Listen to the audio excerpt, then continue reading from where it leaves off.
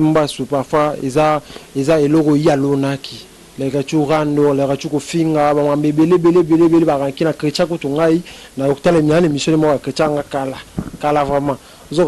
sorry wala kaimo ko zukutana kini eza biloko azo buka biloko yemoka lonaki to monde la on pas système mama na mokilo yeba kotambola malamu yeba osa bolamu to na vie orumela vous comprenez so za kamta ba rando kota bima ko lukira bat ba makambo orumela te mama wala secret na bisio vous comprenez oyo mona babwakele mbasu o asalibo asa eza babiloko na ngomba olona bakobuka ka yango succès akafuna finga te succès eza ba na yana tangi komo mzonde ngabe mais monsieur lekiti siko fona yaka kana finga ka komo mutu mobo omoni bat baozo ba mwamba télévision ba ndenge na yango ba bae biso to sambo na internet ko ndima wote to sambo oya parce que ozana makambo vous comprenez donc kina lengiza kina makambo bat ba comprendre makambo yango bat mama ngana ka kipaka kokolo o ba na simbi o asombi abonné ka kipaka kokolo na kipate na tuna tena donc lo wala yugote bana kina lengi TV bo porter un regard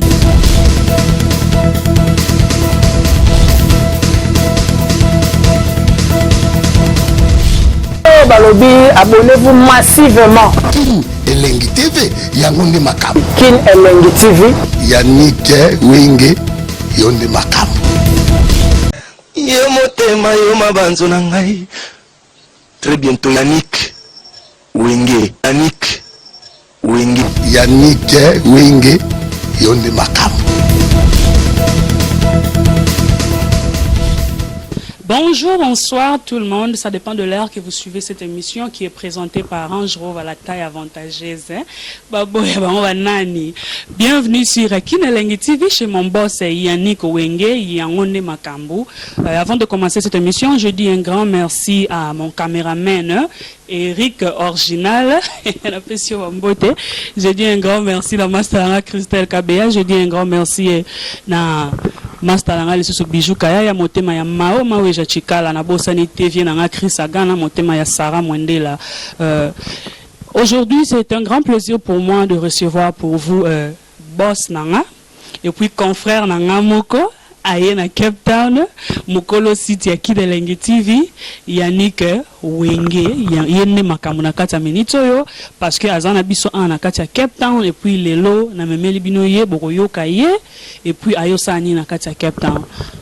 Bonjour Yannick. Ya bonjour Range Rover de la presse balobi yonde ukangi Cape Town awa nana ngo boya so mutama mabeka ba Congolais. Bienvenue na Cape Town na biso no bienvenue loba. Welcome to Cape Town en anglais pour ba sentir que na kati ya Kin Elengi donc toi bilingue na français tozali na anglais pe tozali. Welcome to Cape Town. Thank you very much. Thank you very much Range Rover. Omoni Cape Town nini? Ya Cape Town ça va mboka mundele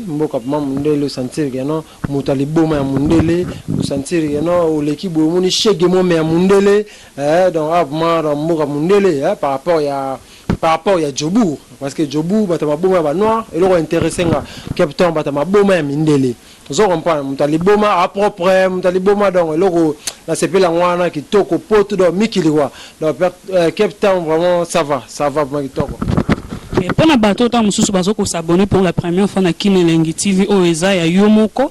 pour ngana ebio bato mususu ba fan pe ba mususu ba ebe mais muto azoko s'abonner pour la première fois qui ko sala introduction pour o make un peu ko expliquer bato Yannick Wenge azanani asala nini na monde ya internet. Ya merci beaucoup Range Rover de la presse Yannick Wenge simple journaliste moto atona na Kibonzambe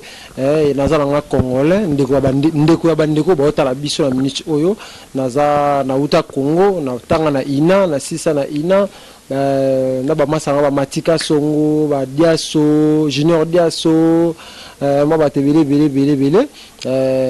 na silisa wana après na komi na lingala facile na sali ina lingala facile pas même chose à ba sur la pression moté après wana na CCTV na sali 2 ans après CCTV na canal kin inane après canal kin na côté internet na Kazarema na sali 3 ou 4 ans na Kazarema et après la monika mamunenge pe sabiti na nga Afrika ngele to vandi sa masolo ndi na okoma na yo banda na congofrance.com oyo ya le boss je suis di Pumba ndi na au travail ndi le lope Kin Elengi ni kama masolo za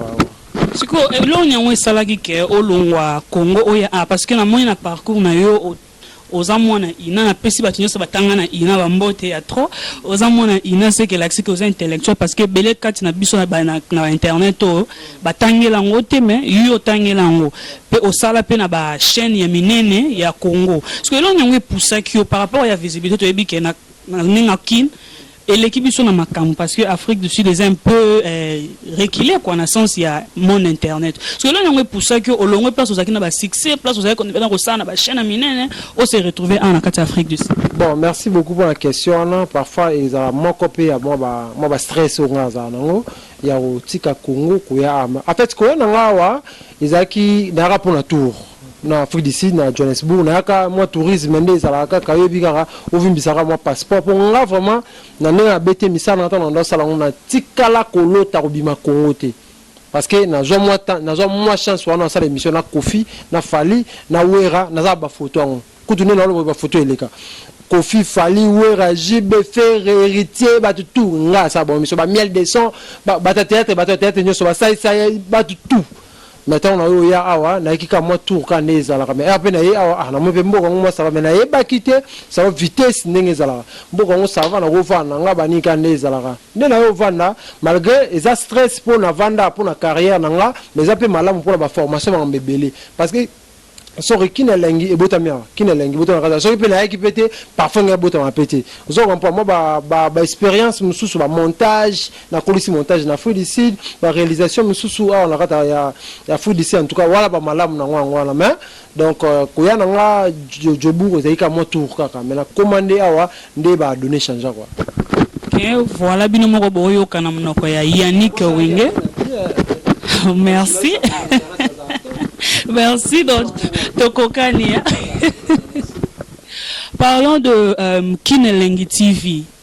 parce que tu es bien que déjà qu'on bête parcours na idée wana et ya kindeni que ofandi OK na ça peut site na ngamona ça la chaîne na ngai. Bon lelo na Poitiers mu idée wana mutapesa nga idée wana ezali Tracy Mbelenga pro mon ami personnel otokola naye ya elengi ya Congo. Tracy Mbelenga la pesio bambote bisiko zali. Tracy Mbelenga pro motema ya mama Glody de Suka lobi kutu ba fetaki anniversaire ya Promedi Mbelenga bébé na biso botama na Paris kuna en tout cas cadeau mo razu en tout cas Tracy cadeau mo razu pesi moi na en tout cas yo moi mystique en tout cas joyeux anniversaire à toi mon bébé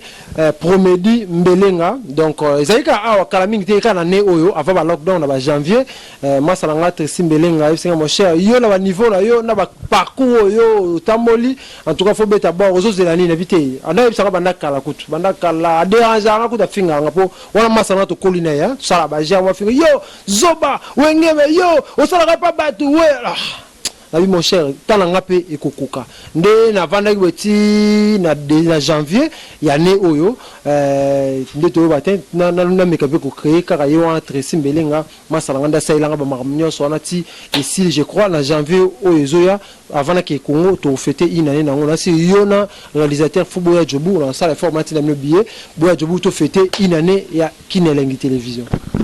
Et voilà bino moko boyo kiango na mnoko ya Yannick Wenge boss nanga ya makasi po yenda kanye na rata Afrique du Sud mobimba donc on senza le kate quoi so yebisa biso ba difficulté ni yango okutana kinango parce que to ebike ko ça la chaîne ils ont facilité par rapport à que aux amontu déjà aux du domaine siko ba challenge ni yango okutana kinango en tant que journaliste en tant que boss pour aux acquis journalistes mais siko okomi boss parce que okomi na site na yo moko faut engager batu il faut futa batu ka nengezala parce que ba difficulté ni yango kutana na parce que aux acquis yo moko te oye okuta déjà ba chaîne déjà nene ti utolo ba ya confrère na biso Tracy Mbelenga que je salue en passant donc okuta qui est déjà na ba chaîne siko ba difficulté ni okutana na parce que to bi que koti ko lancer un message abonnez-vous massivement msupe ba ko bwa kisa ba msupe luka ba yeba mutanwa zanani na ba oba yebi yote siko ezaki ndeni bon c'est vraiment facile parce que na Kinelengi c'est que salami nga bando le katenga so na bando le kana Kinelengi déjà aux aba 1 mois na bande salama na janvier ti 1 mois ka ninga bando le ka ezaki facilité Kinelengi ezaki na ba jutebele to na salango difficulté eza na salango bat ba comprendre na vision na ngate vous comprenez bat yo bika bat jobu bilo mso salango kaka asala kaka mais vision vraiment nga pas si on a nango bat ba comprendre qui vraiment vision on nga za na ngote mais nzambe pe ka za bien na yokuta na ba range rover ou ba comprendre la vision na lelo na yokuta na ba air zoom ba yo journaliste à l'équipe on a za journaliste qui ne lengi depuis jobu il pas comprendre na yokuta na pe na énorme commentaire na biso Kinshasa il pas comprendre mais des début wana ezaki vraiment facilité ba doit pesa biso temps ba talaka qui ne lengi ba nindo c'était pas facile nzambe lelo asungi lelo tokona ba 9000 déjà abonnés talaka de 0 à 9000 c'est pas facile donc ezaki vraiment pas si ya makasi mais toujours qui m'attend donc bosser na ba ndeko so Beni Rume il pas ça artiste comédien mais aza ko support qui ne lengi ko cha vidéo na ba théâtre ba ni maramutu donc en tout cas ezaki vraiment facilité maman que malgré ils ont évolué bien maintenant na yoka d'autre part qui pour au salango que na ki usini wa bisimba sima parce que tu vis dans le monde internet oyo mutu pasa le loko fa kota mwanda ko il faut boye mais ba nungu pe lo ba mahike no Yannick wenge po loko nane simbe comme leona ba abonné belé bongo kana espace amuki au côté pe ba maison na yebi ke loko wana atana jobu master mo ayebisanga na bar to va na bar ba ayebisanga ngo abibe ayo ki bongo parce que na chaîne na film boyu azape na jobu na tanga communauté azape aza journaliste abanda chaîne na ye liboso chaîne nga abanda chaîne na liboso ya kinelengi mais lelo azo kende 1000 abonnés mais biso to na 9000 bate bile ba tuna nga biyo sombi ba abonnés misuzo simbela ngo kisi musu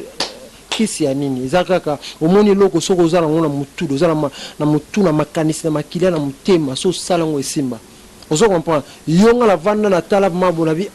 mono mama na mbila range rover mama na mbila ata na esprit ya liboso aza na mutu pe aza na motema ya boulot esimba ya on a ebisa ko range rover après 2 3 4 5 6 7 8 9 heures ça be Michel Belé bato belé ba kota jaloux ba ndoki ba roya batamita mabe ba roya musu ba roya parce que ozana makambo vous comprenez donc qui ne lengeza qui na makambo ba comprendre makambo yango ba mama ngana ka kipaka kokolo o ba na simbi o asombi abonné ka kipaka kokolo na kipate na tuna tena donc lo wala yugote bana kine lengi TV bo partenaire regard terre la festival mbote na ville Antonio Pelicano puis la bossanité Padou qui bangi le nouveau riche c'est quoi pour na batu parce que aux a du domaine pour essayer qu'il a mis na internet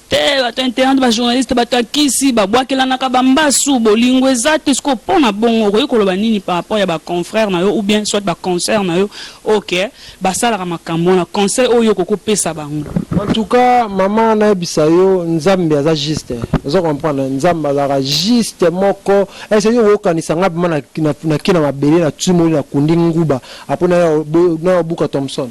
na buka ka ngubo nga kunditi vous comprenez bambaso no to mona bwakeli lekechu mbaso no to mona no to kaso lobby so avant-hier vous comprenez eza ki motema mabe mais conseil na koloba nini eloko nyoso yozo lono kubuka soko lobe bo mawenge na mundoki yopo okufa mundoki soko lobe bo mangana mbeli yo na mbaso okokufa nango malheureusement ngana okufa na ngate mais yo akozuka ide wana yopo okufa no mais bloka eza trop mona eza ki mutama mabe omoni ya mtu msoko za na télévision na Cape Town monika Range Rover lunettes bien cheva bien santé bien moi ba Versace bani ya ki a koti motema vimbi so nga bata bongo ba oleki lukosa mtambe jo poison omelika mambesili ozo mama mukie na lisolo ya lekechu ndenge basali bon parce que tu bi ki pe na mokili mutu pa ko ya peka teboye asalio eloko po azape confrère na yo ndeko na journaliste ezata musuté ke ba rancune na ye azana non parce que tu bi ke lekechu azape na ba rancune na bato belé peut-être et comme pour balobi tout se paye ici bas tant musu ba mabepe o ya sala bato comme ozonga te ou bien ezaka ka jalousie parce que tout monde que abane musala na ye akomi pe na ba mablewa na ye akomi na site na ye moko et tout consort ko bani ko wana omoni soki lekechu lo azumba su parfois eza eloko ya lonaki lekechu rando lekechu ko finga ba mabele bele ba rankina krecha ko tungai na okutala miane mission mo krecha ngakala vraiment zoko sorry wala kaimo ko zukuta na kini et ça biloko azo buka biloko yemoka lonaki tout le monde ne l'ont pas cité maman na mokilo yeba kotambola malamu yeba osala bolamu trop na vie orumela vous comprenez so za kamta barando kota bima ko lukela bat ba makambo orumela te maman wala secret na ebisio vous comprenez oyo mona babwakele mbasu o asali bo asa eza babiloko na bomba olona bakobuka ka yango succès za kafuna finga te succès eza ba na ya na tangi comme mzonde ngabe mais monsieur l'équité siko fona ya kaka na finga ka comme mutu mo boy omoni bat ba ozo ba mwamba télévision ba ndenge na bango yango ba baye biso to sambo na internet ko ondi ba ote to sambo to komi go chite to komo koma na suka question ya suka vision na yo eza nini pona kin elengi TV parce que to bi ke bele ba banda bazinda mais yo yi na moto no moko boye OK oningisi batu donc elekela batu ba msuba komo bengo muta kisi boye na bosco ba projet d'avenir pour na Kinelengi TV ezani ezaki esuka na nzelo to mona ba misusu ba ya en tant que ba journaliste le ba koma soki ba musicien soki pene nini do ba biloka ba misusu ba koma ba politicien mais ayaki en tant que journaliste parce que pour na vision ezani pour na avenir ya Kinelengi TV bon vision vraiment avenir ya Kinelengi TV ezama munene vision ezama télévision non to ba na site mais lobito koma na télévision wana ma vision nga o ezali prévané tamilicho toza na journaliste na Pointe Noire Judith na Pointe Noire aza journaliste na biso toza journaliste na Ngola moko toza pe na Kinshasa mibale na Kinshasa ngamo no ki na février pour ngamo na vanisa makambo pour vanner toza na journaliste awa izayo na kata Cape Town déjà bientôt ba matosi na yo et ya awa pour ça la boulot na yo donc na lobi déjà merci d'avance na boss na Yannick Wenge bino mo boyoki ba matosi ezoya ba matosi ya awa pour na Cape Town en tout cas na yo ki andeka Cape Town parce que na moni ba journaliste ba ate na moni ba cameraman ba ate ba journaliste ba ate do yom sous charge awa donc que l'homme pose la charge est belé fort il y a pas de problème ce qui est dans ngoka bongo pour vendre pe na jobu anazaka ngamoto jobu to sur 3 ngai na ba fimi balé na zoom vous comprenez donc vision eza munene lobby Kinelengi télévision sur otali na ba polo moko tezo bima je crois avant anniversaire ba komi Kinelengi télévision donc eza boule ya télévision ka internet c'était Nini obimisi au pas projet non que Kalamine était en février aux autres kende Kinshasa au moins était en internet tout temps sur ozo luka problème dans ce mutu moi bazara no problème à quoi que l'on malade mais BBC le passeport parce que tout le monde en peut comment na bande connexion misuke alanga qui est aux États-Unis abimisi photo passeport à poster wana akenda te ba refoulé yo zo banga te ba propos OK ozo bimisa que ozo ke na février ba ko sala mabete na banga te en tout cas na banga te parce que ngambo na mona mungala ngai basala nga mabete zo comprend nga déjà ba ya ba bomanga mais ba bomanga te muto on peut atubela zo comprend membre famille vraiment ya ma ba boma wenge mais aboma epete lobi on ba tubela te na ki vraiment jour on peut ki na mona kai za ba 2 heures sur 3 heures bo mamba famille to vendre pour ma famille vous comprenez donc comme aratanga na loba meza moi pas que mutu m'a préparé le moment pour na pezuinga jamais attends on a vu passeport on a na Facebook jamais na batu musu basimba te mais ezana batu musu basimba soko simba le mille quel problème mais en tout cas février déjà dans un Kinshasa déjà ba journaliste belé ba masanga ba Cédric ba Matika Songo ba c'est belé ba no ba ya Yannick Wenge ba commission événement ba commission de l'événement parce que na tika ko makala 5 ans c'est belé déjà mon a collé déjà. Voilà, on est aquí mon boss Yannick Wenge ozan lilo basuka to ko ikolo ba pona ba fan na biso ya Kinelengi TV na batu tout obalingaka ya le basuka ezaba ndeko bo s'abonner vraiment massivement bo pesa biso ka confiance même bo sentir ndenge ranjero va journée c'est biso ya da Cape Town ndenge ngala vous comprenez mais yeso ka ye jobu ba journée c'est ba kimaka dans misu ba komo ko ba simba ba kisi misu ba komo ko ba taquer donc ba kokate ba ke kilo ya presse ndeye en tout cas bo s'abonner massivement aux chaînes biso to recevoir binoté bo vraiment brancher bon rater le monter bon aimer bon partager la vidéo na biso en tout cas et ça va bien on a dans malo voilà merci pour na radio va accueil o na monument na kata mboka o na ebité ndo na biso kombo Eric original na biso ba Eric original ba maître Jaguar ba maître John ba te belé ba mbi biso na ebité dans accueil en tout cas on a monaté quoi merci. Voilà, on est aquí Yannick Wenge, to comme na suka émission na biso message zara moko, abonnez-vous massivement sur Kinelengi TV chez mon boss Yannick Wenge yende makambo. OK, na batu tout balinga nga ba fan na nyonso, en tout cas bo s'abonner massivement et puis on se voit à la prochaine.